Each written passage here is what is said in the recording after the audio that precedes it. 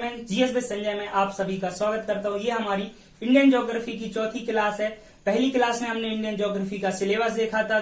दूसरी तीसरी क्लास में हम क्या देख चुके हैं, भारत के राजनीतिक भूगोल के बारे में चर्चा कर चुके हैं। राजनीतिक भूगोल के अंतर्गत हम भारत के नामकरण, भारत के राज्य और केंद्र शासित प्रदेश तथा उनकी राजधानियों तथा भारत के जो पड़ोसी देश हैं, स्थल से लगने वाले पड़ोसी देश हैं, उनके बारे में जानकारी प्राप्त कर चुके हैं। आज की क्लास में हम भारत की भौगोलिक स्थिति के बारे में पढ़ने वाले हैं। तो भारत की भौगोलिक स्थिति पढ़ने से पहले आइए हम कुछ अपनी बेसिक बातों को याद कर लेते जो हमने पिछली क्लासों में पढ़ी होंगी। हमारी पृथ्वी बहुत बड़ी है। हमारी जो पृथ्वी है वो क्या है, बहुत बड़ी है। इसमें बहुत ज्यादा विशालता पाई जाती है और विशालता के कारण बहुत सारी अलग अलग जगहों पर विभिन्न विभिन्नताएं पाई जाती हैं। तो अध्ययन करने के लिए हमने क्या किया है, पृथ्वी पर दो तरीके की लाइन खींची है। पृथ्वी पर दो तरीके की अपन ने लाइन खींची है। ऊर्ध्वाधर हमने एक लाइन खींची जिनको हमने क्या बोल दिया है, ऊर्ध्वाधर लाइनों को हम क्या बोलते हैं, ये कौन सी लाइन है भैया, देशांतरीय रेखाएं। कौन सी रेखाएं, देशांतरीय रेखाएं। इसी प्रकार हमने क्या किया है, कुछ क्षैतिज लाइनें खींची। क्या किया है, कुछ क्षैतिज लाइनें खींची है जिन्हें हम क्या बोलते हैं, अक्षांशीय रेखाएं। अक्षांशीय रेखाएं, देशांतरीय और अक्षांशीय रेखाओं के ही आधार पर हम किसी भी क्षेत्र की भौगोलिक स्थिति के बारे में जान सकते हैं। तो आइए अपन आगे चलते हैं और एक एक करके अक्षांश रेखाएं और देशांतर रेखाओं के बारे में थोड़ी सी जानकारी प्राप्त कर लेते हैं। सबसे पहले अपन देखते हैं अक्षांशीय रेखाएं। अक्षांशीय रेखाएं कौन सी होती है भैया, जैसे कि ये देखिए, ये हमारी क्या है, पृथ्वी।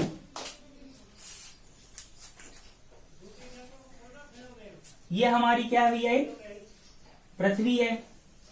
पृथ्वी पर हमने जो क्षैतिज लाइनें खींची है, तो उसमें सबसे पहले हमने एक बीच में क्षैतिज लाइन खींची है जिसने क्या किया है, पृथ्वी को दो बराबर भागों में बांट दिया है। जो ऊपर वाला भाग है इसको हमने क्या बोला है, उत्तरी गोलार्ध, और जो नीचे वाला भाग है उसको अपन ने क्या बोल दिया है, दक्षिणी गोलार्ध।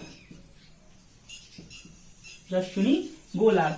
जिस रेखा के द्वारा हमने पृथ्वी को उत्तरी गोलार्ध और दक्षिणी गोलार्ध में बांट दिया है उसको क्या बोला जाता है, 0 डिग्री अक्षांशीय रेखा। क्या बोला जाता है उस लाइन को, 0 डिग्री अक्षांशीय रेखा। इसका दूसरा नाम भी क्या होता है, भूमध्य। दूसरा नाम क्या है, भूमध्य रेखा। एक और नाम से इसे जाना जाता है, वो किस नाम से जाना जाता है, विषुवत रेखा। तो 0 डिग्री अक्षांशीय रेखा, भूमध्य रेखा या विषुवत रेखा वह रेखा है जिसके द्वारा हम पृथ्वी को दो बराबर भागों में उत्तरी गोलार्ध और दक्षिणी गोलार्ध में बांट देते हैं। ठीक है, तो अपना जो भारत है, अगर अक्षांशीय रेखाओं के हिसाब से देखा जाए तो जो अपना भारत है वो कहाँ पे है, उत्तरी गोलार्ध में है। कहाँ पे है, उत्तरी गोलार्ध में है। अक्षांशीय रेखाएं ऊपर की साइड अपन एक एक करके बनाते हैं, तो ऊपर की साइड कितनी है, ये 90। नीचे की साइड कितनी है, 90।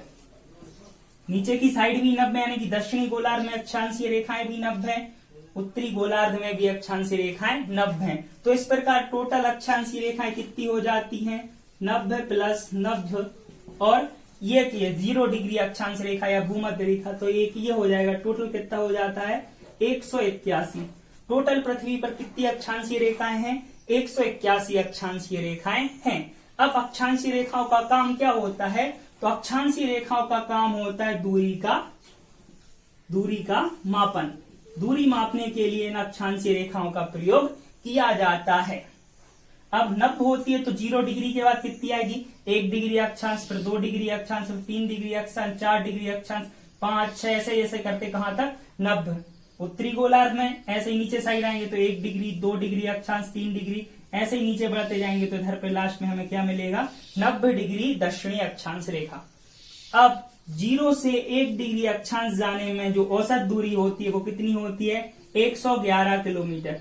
0 से एक अक्षांश तक जाने की जो औसत दूरी होती है वो कितनी होती है, 111 किलोमीटर। तक हम कह सकते हैं दो अक्षांश रेखाओं के मध्य की दूरी कितनी होती है, 111 किलोमीटर औसतन।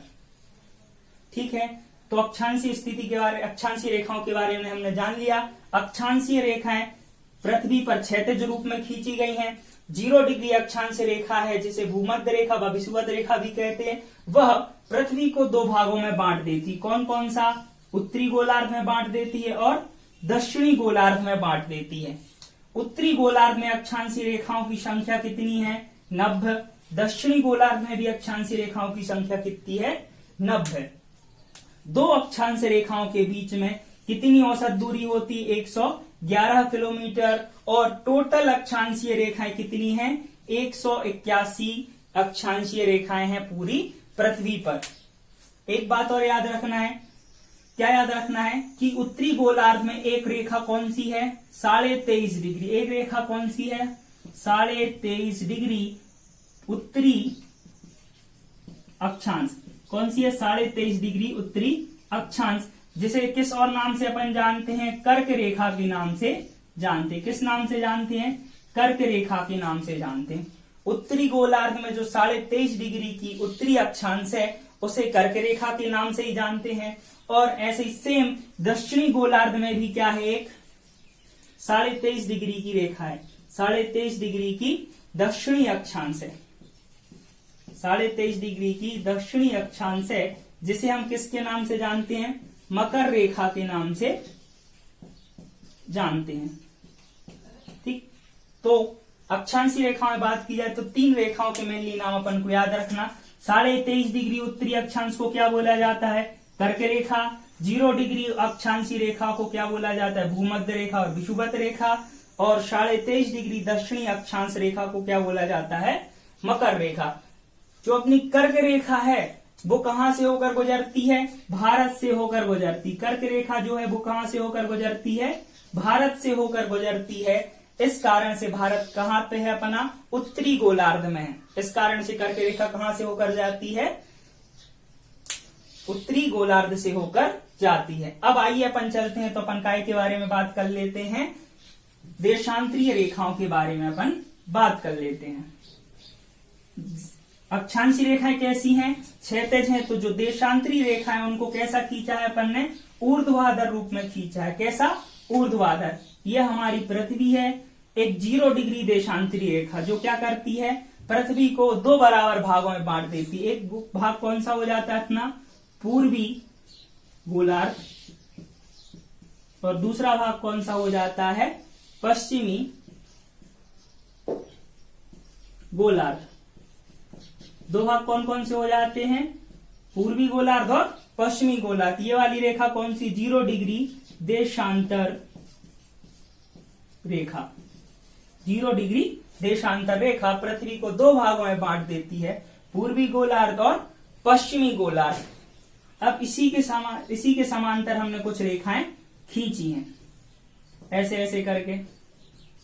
ये अर्धवृत्त के रूप में रेखाएं हैं। तो पूर्वी गोलार्ध में 1 degree, 2 degree, 3 degree, 4 degree, 5 degree, 6 degree करके करके एक गोलार्ध में यह कितनी है, 180। पश्चिमी गोलार्ध में भी कितनी है, 180। ठीक है, पूर्वी गोलार्ध में कितनी, 180, पश्चिमी गोलार्ध में भी 180। टोटल कितनी हो जाती है, 360। कितनी हो जाती है, 360। अब ये अपनी देशांतरी रेखाएं खींची क्यों गई हैं, देशांतरी रेखाएं खींची गई हैं काय का निर्धारण करने के लिए, समय का निर्धारण। काय का निर्धारण, समय का निर्धारण करने के लिए खींची गई हैं। एक देशांतर से दूसरे देशांतर के मध्य 4 मिनट का अंतर होता है। कितने का अंतर होता है, 4 मिनट का अंतर होता है।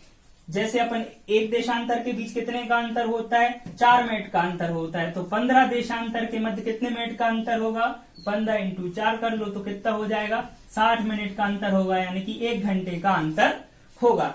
यदि कोई व्यक्ति कहाँ पे खड़ा है, 0 डिग्री अक्षांश पे खड़ा है। कहाँ पे खड़ा है, 0 डिग्री देशांतर पे खड़ा है, और उसका कोई साथी 15 डिग्री देशांतर पर खड़ा है। कहाँ पे खड़ा है, 15 डिग्री देशांतर पर खड़ा है, तो उन दोनों के बीच समय का अंतर कितना हो जाएगा?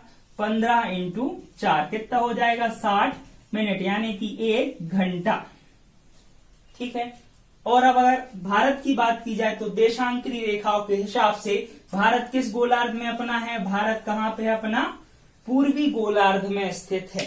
तो देशांतरी रेखाओं के बारे में अपन ने जानकारी प्राप्त कर ली कि 0 डिग्री देशांतर रेखा पृथ्वी को 2 गोलार्ध में बांट देती है, पूर्वी गोलार्ध और पश्चिमी गोलार्ध। एक गोलार्ध में देशांतरी रेखाएं कितनी है? 180, तो टोटल हो जाती 360। देशांतरी रेखाओं का प्रयोग समय निर्धारण के लिए किया जाता है। एक देशांतर 0 और एक देशांतर के बीच में कितने का अंतर होता है? 4 मिनट का अंतर होता है। ठीक है। और अगर भारत की बात की जाए तो भारत देशांतरी रेखाओं के हिसाब से कहां पर है?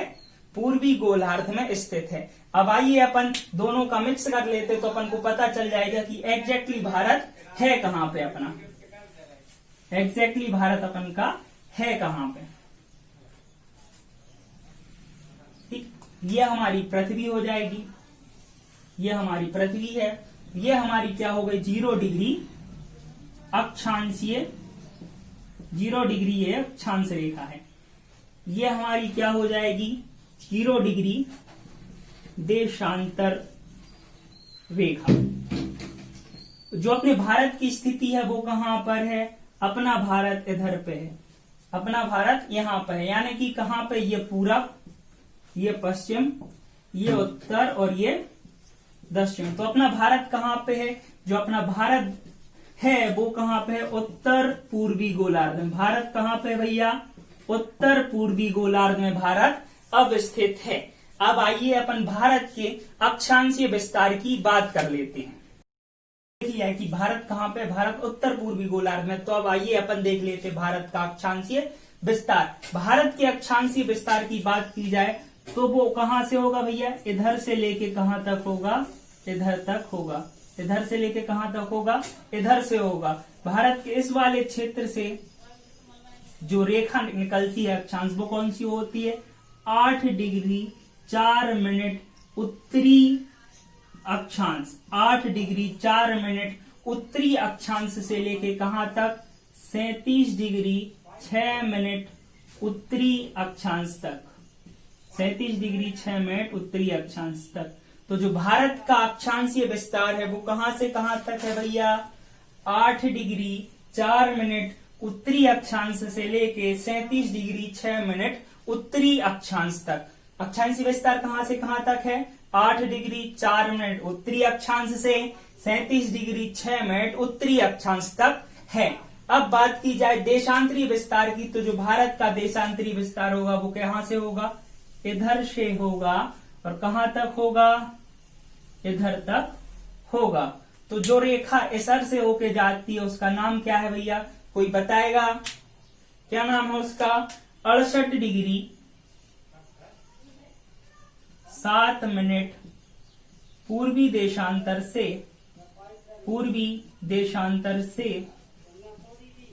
68 डिग्री 7 मिनट पूर्वी देशांतर से 97 डिग्री 25 मिनट पूर्वी देशांतर तक। पूर्वी देशांतर तक कहां तक? पूर्वी देशांतर तक। ठीक, भारत का जो देशांतरीय विस्तार है वो कहां से कहां तक है? 68 डिग्री 7 मिनट पूर्वी देशांतर से 97 डिग्री 25 मिनट पूर्वी देशांतर तक। अब देखिए एक बात अपन को याद रखना है कि जो 0 डिग्री देशांतर रेखा है इस पर क्या माना गया है? समय कितना है? 0। समय कितना है? 0। जैसे कि मान लिया इधर पे कितने बजे हैं? अभी 12 बजे हैं। तो जैसे ही हम पूर्व साइड जाएंगे तो ये समय क्या होता जाएगा? बढ़ता जाएगा। जैसे ही हम 0 डिग्री से 1 डिग्री पर पहुंचेंगे तो उधर पे अभी कितना बजा होगा? 12:04। 2 डिग्री पे जाएंगे तो कहाँ कितना बजा होगा? 12 डिग्री 8 मिनट। ऐसे ही जब अपन कहाँ पे जाते हैं? भारत के घर पे आते हैं तो भारत पर कितना होता है? 68 इंटू कितना करो अपन? 4। 68 इंटू 4 करो तो जो भारत का जो पूर्वी वाला क्षेत्र है इधर तक का अंतर निकल आएगा। और लास्ट में कहां पे करेंगे? 97 डिग्री 25 मिनट। तो अंतर निकल आएगा कितना कितना अंतर होता है। लेकिन अब भारत में ना इधर का समय लिया जा सकता है ना 97 डिग्री 25 मिनट वाला। तो भारत ने क्या किया है, जो एक बीच से रेखा जाती है, भारत के मध्य से जो एक देशांतरी रेखा जाती है 82.5 डिग्री, कितना 82.5 डिग्री पूर्वी देशांतर, 82.5 डिग्री पूर्वी देशांतर। इसी रेखा को भारत ने क्या कहा है कि ये हमारी क्या है भैया, मानक समय रेखा। ये क्या है, हमारी मानक समय रेखा, मानक समय रेखा, जो 0 डिग्री देशांतर से कितना आगे है, 5.5 घंटे आगे है। कितना आगे है, 5.5 घंटे आगे है। ये कैसे पता चला, 82.5 को अपन 4 से क्या करेंगे, इंटू करेंगे तो कितना आ जाएगा, बताओ कितना आ जाएगा, इंटू करके देख लेते हैं कितना आ जाएगा भैया, 5 घंटे 30 मिनट, यानी कि कितना आ जाएगा 330 आ जाएगा ना। तो इसको 60 से अपन क्या कर लेंगे, तो ये निकल के आ जाएगा 5.5 घंटे। अब आगे क्यों होता है, क्योंकि सूर्य कहां से निकलता है भैया, पूरब साइड से निकलता है। ये कौन सा साइड है, पूरब साइड से निकलता है, तो इधर से निकला हुआ आएगा और पीछे साइड आता आता चला जाएगा। ठीक, सूरज पूर्व से निकलता है, पूर्व साइड सबसे ज्यादा पहले क्या हो जाएगा, मॉर्निंग हो जाएगी, उसके बाद आगे चलता जाएगा। तो इस कारण से जो पूर्व साइड वाला एरिया है वो सूर्य को पहले देख लेता है। इस कारण से भारत क्या है, जो विश्व की मानक समय रेखा है उससे 5.5 घंटे आगे है। आप जब भी मोबाइल में टाइम सेट करते हैं तो उसमें लिखा आता है GMT से कितना, GMT प्लस 5.5 घंटे। जब इंडिया का टाइम अपन क्या करते हैं, सेट करते हैं, तो जो 0 डिग्री देशांतर रेखा है और 82 डिग्री है उसके बीच में अंतर कितने का है, 5.5 घंटे का है, 8 डिग्री कितना है, 8 डिग्री 4 मिनट उत्तरी अक्षांश से, 8 डिग्री 4 मिनट उत्तरी अक्षांश से कितना है, 37 डिग्री 6 मिनट उत्तरी अक्षांश तक, 37 डिग्री 6 मिनट उत्तरी अक्षांश तक। और देशांतरी विस्तार कहां से कहां तक है, 68 डिग्री 60 मिनट पूर्वी देशांतर से, 68 डिग्री 7 मिनट पूर्वी देशांतर से 97 डिग्री 25 मिनट पूर्वी देशांतर तक, पूर्वी देशांतर तक। अक्षांशी विस्तार 8 डिग्री 4 मिनट उत्तरी अक्षांश से 37 डिग्री 6 मिनट उत्तरी अक्षांश तक। देशांतरीय विस्तार कहां से कहां तक, 68 डिग्री 60 मिनट पूर्वी देशांतर से 97 डिग्री 25 मिनट पूर्वी देशांतर तक। यदि बात की जाए पूरब से पश्चिम तक भारत के विस्तार की, पूरब से पश्चिम तक भारत के विस्तार की, तो ये कितना है, 2933 किलोमीटर। कितना है, 2933 किलोमीटर। पूरब से पश्चिम 2933, उत्तर से दक्षिण बात की जाए तो कितना है, 3214 किलोमीटर, यानी कि 3214 किलोमीटर। कितना, 3214 किलोमीटर उत्तर से दक्षिण। जो भारत का क्षेत्रफल है, जो भारत का क्षेत्रफल है कितना है, 32,87,263 वर्ग किलोमीटर। क्षेत्रफल कितना है, 32,87,263 वर्ग किलोमीटर, जो पूरे विश्व के क्षेत्रफल का कितना है, 2.4%। पूरे विश्व के क्षेत्रफल का कितना है, 2.4%। क्षेत्रफल की दृष्टि से भारत 7वां सबसे बड़ा देश है, 7वां सबसे बड़ा देश है। क्षेत्रफल की बात की जाए तो कितना है, 32,87,263 वर्ग किलोमीटर, जो पूरे पृथ्वी के क्षेत्रफल का 2.4% है। और अपन सब 7वें सबसे बड़े देश हैं। तो अपन से बड़े बड़े देश कौन से हैं क्षेत्रफल की दृष्टि से, सबसे पहला है रूस, उसके बाद आता है कनाडा, फिर उसके बाद आता है चीन। ठीक, रूस, कनाडा, चीन। फिर कौन आता है, अमेरिका, ब्राजील। रूस, कनाडा, चीन, अमेरिका, ब्राजील। ऑस्ट्रेलिया, और उसके बाद क्या आता है भारत। उसके बाद क्या आता है भारत। कौन कौन से, सबसे पहला है रूस, फिर कनाडा, फिर चीन, फिर अमेरिका, फिर ब्राजील, फिर ऑस्ट्रेलिया और लास्ट में कौन सा है भारत। अब बात की जाए कि भारत का जो सबसे पूर्वतम बिंदु है, जो सबसे पूर्वतम बिंदु है वो कौन सा है भैया, किबिथु। कौन सा है, किबिथु, जो कहाँ पे मिलता है अपन को, अरुणाचल प्रदेश में मिलता है। जो सब किबिथु क्या है, भारत का सबसे पूर्वतम बिंदु, क्या है पूर्वतम बिंदु, किबिथु है वो भारत का सबसे पूर्वतम बिंदु है और वो कहाँ पे मिलता है, अरुणाचल प्रदेश में मिलता है। बात की जाए कि सबसे पश्चिम तक बिंदु की, तो कौन सा है सबसे पश्चिमतम बिंदु, कौन सा है गौरमोता। कौन सा है गौरमोता, जो अपन को कहाँ पे मिलता है, गुजरात में मिलता है। कहाँ पे मिलता है, गुजरात में मिलता है। यदि बात की जाए कि सबसे उत्तरी बिंदु की, सबसे उत्तरी बिंदु की, तो उत्तरी बिंदु का कौन सा है भैया, इंदिरा कौल। क्या है, इंदिरा कौल। सबसे उत्तरी बिंदु क्या है, इंदिरा कौल। और सबसे दक्षिणी बिंदु की बात की जाए भारत के मुख्य भूमि पर, तो जो इधर पे है वो क्या है, कैप कैमोरिन। कैप कैमोरिन, जिसको अपन किस नाम से भी जानते हैं, कन्याकुमारी। किस नाम से भी जानते हैं, कन्याकुमारी। ये क्या है, भारत का सबसे दक्षिणतम बिंदु है। क्या है, सबसे दक्षिणतम। लेकिन सबसे दक्षिणतम कब, जब भारत के मुख्य भूमि की बात की जाए। यदि द्वीप को भी शामिल कर लिया जाए तो जो भारत का सबसे दक्षिणतम बिंदु है वो कहाँ पे है, अंडमान निकोबार द्वीप समूह में, जिसे हम किस नाम से जानते हैं, इंदिरा पॉइंट। इंदिरा पॉइंट के नाम से भी जानते हैं। इसके अन्य नाम भी हैं, कौन कौन सा, पारसेन पॉइंट, पारसेन पॉइंट, ठीक। एक और नाम है क्या उसका, लिहिचिंग पॉइंट, लिहिचिंग पॉइंट।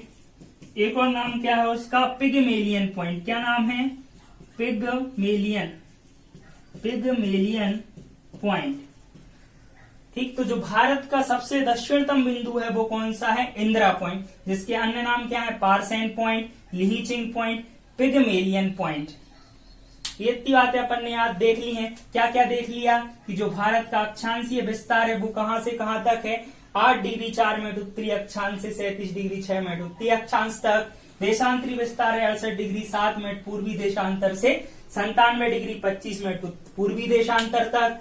भारत का जो उत्तर से दक्षिण तक का विस्तार है वो कितना है, 32-14 किलोमीटर। जो पूरब से पश्चिम तक का विस्तार है वो कितना है, 29-33 किलोमीटर। जो भारत का क्षेत्रफल है वो कितना है, 32,87,263 वर्ग किलोमीटर, जो पूरे विश्व के क्षेत्रफल का 2.4% है। क्षेत्रफल के हिसाब से बात की जाए तो भारत देश पूरे विश्व का 7वां बड़ा सबसे देश है। सबसे बड़ा देश कौन सा है, रूस, उसके बाद कनाडा, फिर चीन, अमेरिका, ब्राजील, ऑस्ट्रेलिया, उसके बाद भारत। भारत का सबसे पूर्वतम बिंदु किबिथु है जो अरुणाचल प्रदेश में मिलता है। सबसे पश्चिम तक बिंदु गौरमोता है जो गुजरात में मिलता है। सबसे उत्तरी बिंदु कौन सा, इंदिरा कौल है जो पीओके में मिलता है, यानी पाक अधिकृत कश्मीर में है, वो भारत में ही, ठीक। फिर सबसे दक्षिणतम बिंदु कौन सा है, मुख्य भूमि पर कैप कॉमोरिन, कन्याकुमारी।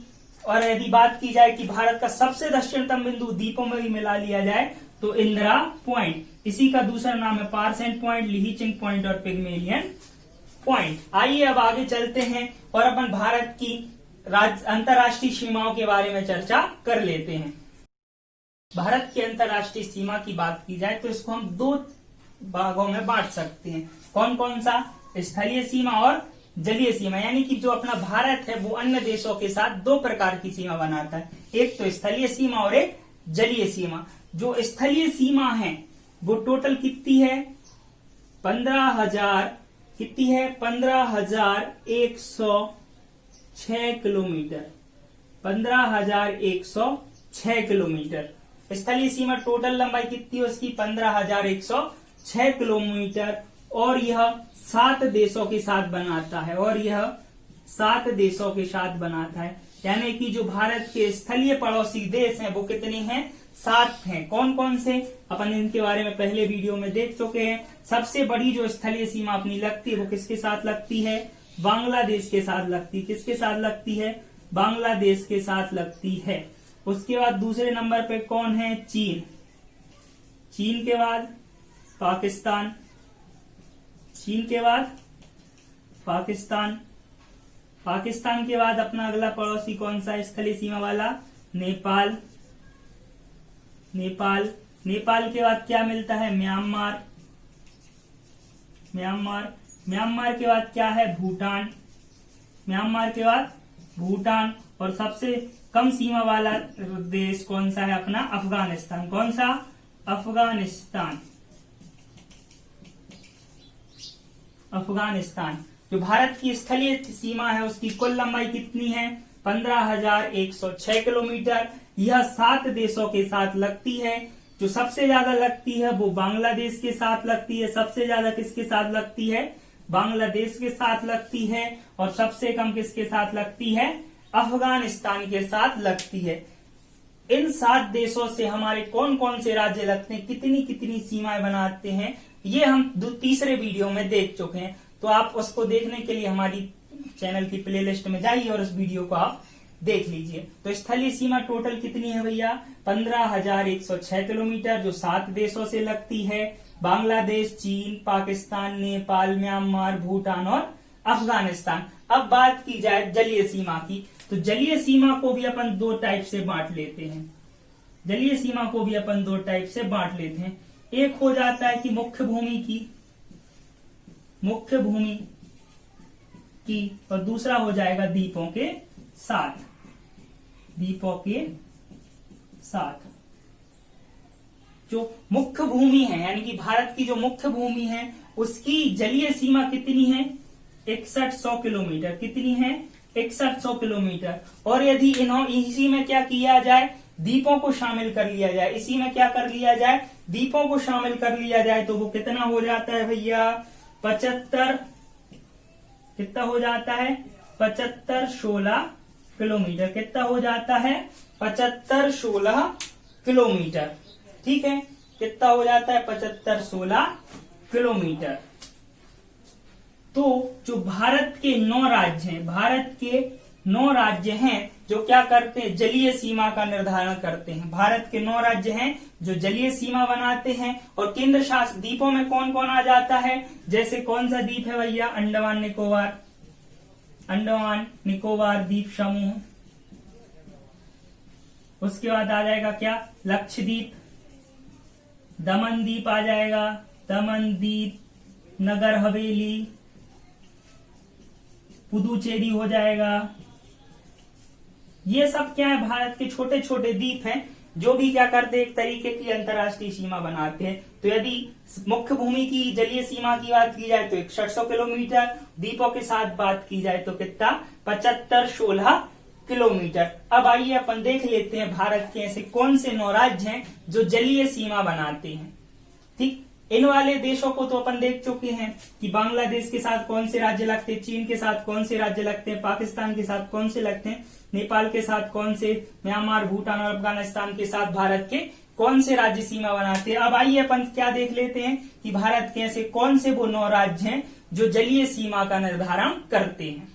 जलीय सीमा वाले राज्यों की बात की जाए तो हमने आपको बताया कि जो समुद्री सीमा बनाते, जलीय सीमा बनाते, वो टोटल कितने राज्य हैं? 9 राज्य है। कौन कौन से? आइए देख लेते हैं। सबसे पहले देखते हैं अपन पश्चिम साइड। तो पश्चिम साइड अपन को मिलेगा गुजरात, उसके नीचे मिलेगा अपन को महाराष्ट्र, इधर अपन को मिलेगा गोवा, गोवा के नीचे अपन को क्या मिलेगा? कर्नाटक, कर्नाटक के नीचे अपन को क्या मिलेगा? केरल, केरल के अब अपन चलते हैं कहां पे? पूर्व साइड। तो पूर्व साइड अपन को सबसे नीचे क्या मिलेगा? तमिलनाडु, तमिलनाडु के ऊपर चलेंगे तो अपन को आंध्र प्रदेश, आंध्र प्रदेश के ऊपर चलेंगे तो उड़ीसा, क्या मिलेगा? ओडिशा, ओडिशा के ऊपर चलेंगे तो पश्चिम बंगाल। ये आपने देखा कि पूर्व साइड कितने हैं? 4। कौन कौन से? पश्चिम बंगाल, उड़ीसा, आंध्र प्रदेश और तमिलनाडु। पश्चिम साइड कितने राज्य हैं? 5 राज्य। कौन कौन से? गुजरात, महाराष्ट्र, गोवा, कर्नाटक और केरला। ठीक है, अब देखिए जो सबसे ज्यादा समुद्री सीमा बनाता है, जो सबसे ज्यादा समुद्री सीमा बनाता है वो कौन बनाता है? गुजरात बनाता है। गुजरात बनाता है और कितनी बनाता है? 1214.7 किलोमीटर, यानी कि 1214.7 किलोमीटर की समुद्री सीमा गुजरात बनाता है, जो सब किसी भारत के किसी राज्य द्वारा बनाई जाने वाली सबसे ज्यादा समुद्री सीमा है। दूसरे नंबर पे कौन सा है भैया अपना? दूसरे नंबर पे है आंध्र प्रदेश। दूसरे नंबर पे कौन है? आंध्र प्रदेश। ये कितनी बनाता है? ये बनाता है 974 किलोमीटर। कितना? 974 किलोमीटर। पहले पे गुजरात है, दूसरे पे आंध्र प्रदेश है जो 974 बनाता है। तीसरे नंबर पे बात की जाए तो तीसरे नंबर पे क्या है? तमिलनाडु, जो कितनी समुद्री सीमा बनाता है? 906 किलोमीटर लंबी समुद्री सीमा बनाता है। कौन? तमिलनाडु। चौथे नंबर की बात की जाए तो चौथे नंबर पे कौन है? महाराष्ट्र। महाराष्ट्र कितनी सीमा बनाता है? महाराष्ट्र बनाता है 652.6 किलोमीटर। कितना? 652.6 किलोमीटर की सीमा महाराष्ट्र बनाता है और यह भारत में चौथे नंबर पे है। पांचवें नंबर की बात की जाए तो पांचवें नंबर पे कौन आ जाता है भैया अपना? केरल। पांचवें नंबर पे कौन है? केरल। केरल कितना बनाता है? 569 किलोमीटर। कितना? 569 किलोमीटर। कितना बनाता है? 569 किलोमीटर। छठवें नंबर की बात की जाए तो छठवें नंबर पे कौन है भैया अपना? उड़ीसा। छठवें नंबर पे कौन है? उड़ीसा। ये कितना बनाता है? ये बनाता है 476.7 किलोमीटर। कितना? 476.7 किलोमीटर। आठवें नंबर की बात की जाए तो आठवें नंबर पे कौन है? कर्नाटक। आठवें नंबर पे कौन है? सातवें नंबर पे कौन है? कर्नाटक। कर्नाटक के साथ कितनी सीमा? कर्नाटक कितनी सीमा बनाता है? 208 किलोमीटर। कितना सीमा बनाता है? 208 किलोमीटर। आठवें नंबर की बात की जाए तो आठवें नंबर पे कौन है? आठवें नंबर पे है पश्चिम बंगाल और ये बनाता है 157.9 किलोमीटर। 157.9 किलोमीटर की समुद्री सीमा कौन बनाता है? पश्चिम बंगाल। और सबसे लास्ट में 9वें नंबर पे सबसे कम सीमा बनाता है कौन? गोवा। और ये कितना बनाता है? 101 किलोमीटर। 101 किलोमीटर। सबसे ज्यादा समुद्री सीमा कौन बनाता है? गुजरात। कितना? 1214.7 किलोमीटर। और सबसे कम कौन बनाता है? गोवा बनाता है। कितना? 101 किलोमीटर।